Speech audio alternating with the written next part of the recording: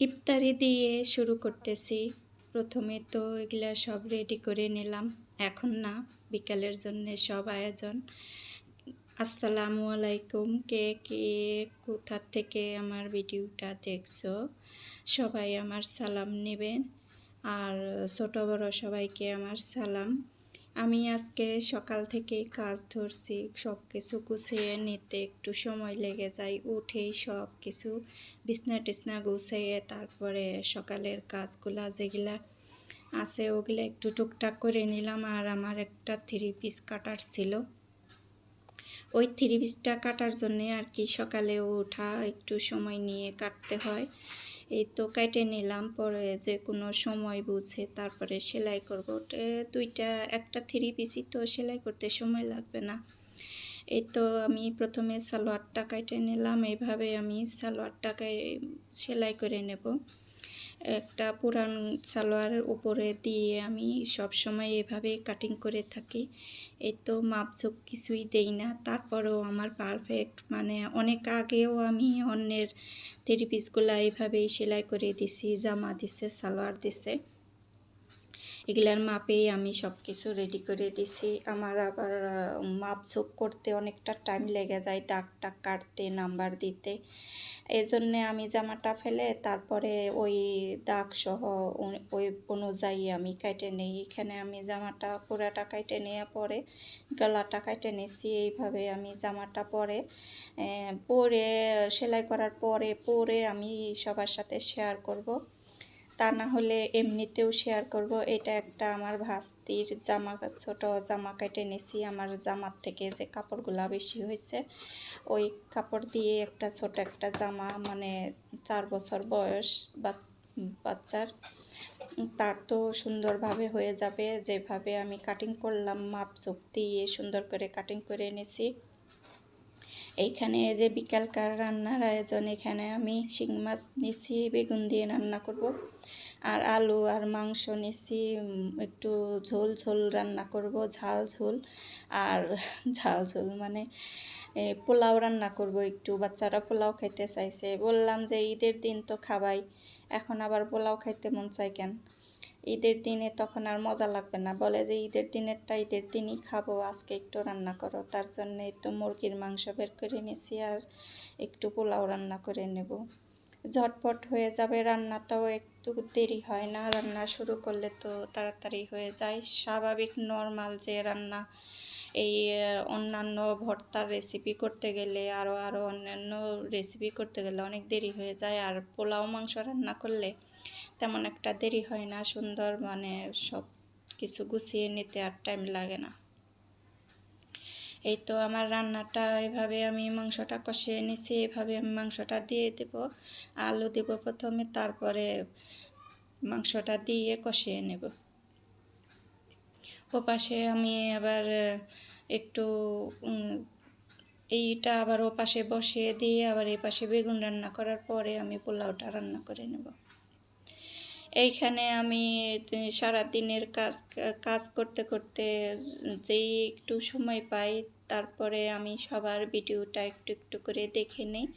আমার ভিডিও হয়তো আমি যখনই কারোর ভিডিও দেখি, আমার আমি ফুল ভিডিওটা দেখি, আমি কাইটা ছাইটা কারোর ভিডিও দেখি না। আমার ভিডিও আমি আশা করব যে সবাই পুরা ভিডিওটা দেখবা, সুন্দর করে একটা কমেন্ট করবা। তোমাদের কমেন্ট আমার পড়তে অনেক ভালো লাগে। আমি হয়তো কারোর কমেন্ট পড়তে মানে মনে থাকে না আমার স্কুলে যে কে কমেন্ট করলো, কার কমেন্ট পড়বো আর কি, এইরকম হয় আর কি। সুন্দর করে একটা লাইক দিও, যে যেখান থেকে আমার ভিডিওটা দেখছো সুন্দর করে একটা লাইক দিবা আমার ভাই ও প্রিয় ভাই ও বোনেরা। আমি সবার ভিডিওটা যে যখনই দেখি তখনই আমি একটা প্রথমে লাইক দিয়ে তারপরে ভিডিওটা দেখি, কমেন্ট করি, সব সময় কমেন্ট করি আমি সবারটাই, যখন যেটা আমি সামনে পাই আর কি। আমি খুঁজে খুঁজে ভিডিওগুলো দেখি না, যে আমি এই দেখে দেখে আমি মানুষ বুঝে বুঝে তারপরে আমি ভিডিওগুলো দেখি না।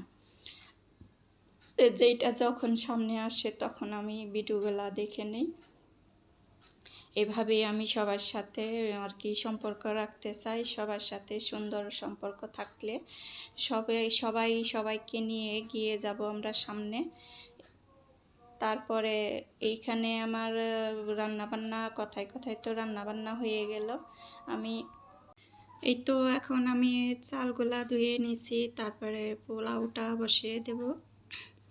এই তো পেঁয়াজ মরিচ এলাচ দারচিনি পেঁয়াজ দিয়ে একটু ভাজা ভাজা করে নিয়ে আমি চালটা দিয়ে দিব। ঝরঝরা পোলাও রান্না করার টিপস, আমি টিপস না আর কি, ঝরঝরা পোলাও কে কে করতে পারো। আমি এখানে টমেটো দিয়ে পোলাওটা রান্না করব, অনেকটা মজা হয়েছিল। অল্প একটু রান্না করতে ভালোই হয়, অল্প একটু রান্না করলে সুন্দর হয় আর কি, সব কিছুই পরিমাণ মতো দেওয়া যায়।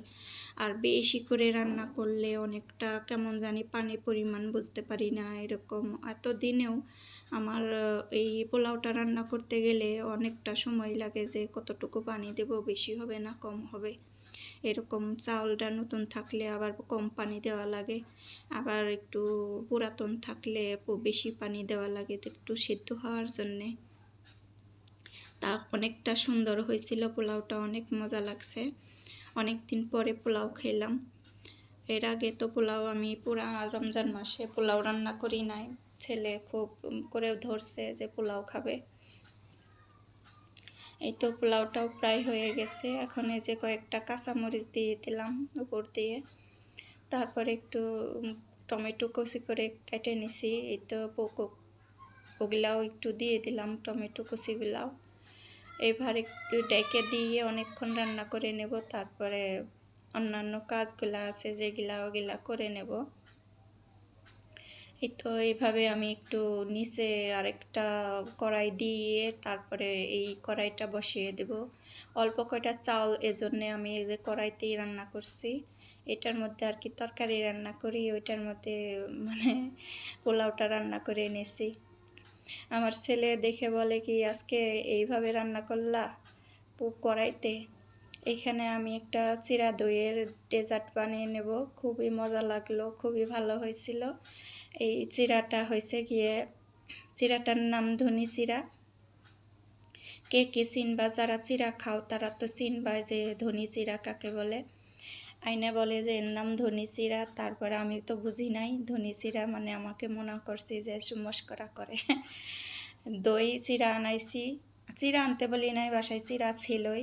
তারপরে ওই চিরাটা নতুন খাই নাই তো কোনো দিন, এজন্যে নিয়ে আসলো আর কি।